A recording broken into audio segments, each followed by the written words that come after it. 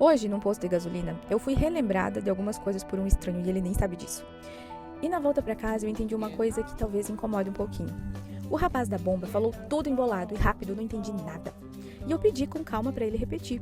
E ele subiu o volume, bem ríspido. Eu vou falar em voz bem alta. E me anunciou o valor que tinha dado em real, em moeda, como se eu fosse uma criança, ou melhor, uma estrangeira.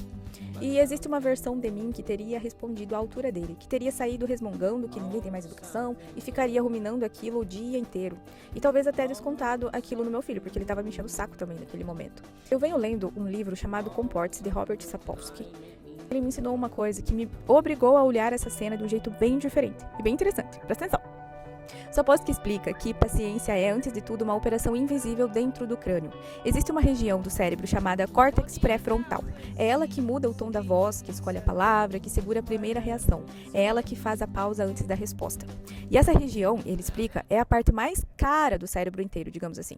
Ela consome glicose de forma desproporcional, ela queima combustível para funcionar. Quando você não dorme bem, por exemplo, ela enfraquece. Quando você vive sob estresse contínuo, o cortisol, que é o hormônio do estresse, atrofia literalmente os neurônios dessa região. Sapolsky mostrou isso em estudos. Isso é anatomia.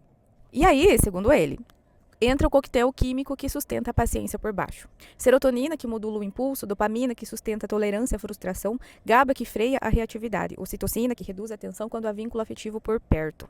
Quando esse conjunto está em ordem, a paciência aparece sem qualquer esforço. Nem é uma virtude, por isso que eu falo que não é uma virtude. E quando ele desregula, a paciência some e a pessoa nem sabe o porquê. E aí veio o espelho, porque eu também venho carregando nas últimas semanas um peso que ninguém vê. Uma sequência de situações que vem pedindo de mim em silêncio mais do que eu tinha para dar. E mesmo assim eu sorrio, eu sou cordial, eu mantenho intacta a máscara social no rosto, como se nada estivesse acontecendo por dentro de mim. Como? Por quê? Sapolsky me obrigou a admitir uma coisa desconfortável. A paciência é um privilégio e tem 2 andares. O primeiro andar é o bioquímico. Por algum motivo, meu córtex pré-frontal ainda está com combustível. Então, aquela impaciência do rapaz não foi bem uma escolha dele. O cérebro dele provavelmente estava sem combustível, sem sono, sob cortisol crônico. E a empatia, ensina Sapolsky, exige glicose. Literalmente, quando o corpo está em modo de sobrevivência, o cérebro economiza. E o outro, que no caso era eu para ele, vira obstáculo. Como mãe e como mulher que pensa publicamente sobre a educação dos filhos, o que estamos treinando todos os dias na frente de filhos que observam tudo? Estamos treinando a máscara ou estamos treinando o colapso? Porque a paciência que ele vai ter aos 30 começa a ser construída agora. No sono que você protege na casa dele, no tom que você usa quando ele grita a pergunta pela 20ª vez, na sua decisão silenciosa, naquele momento de respirar ou de explodir. Hoje eu respirei, amanhã eu não sei.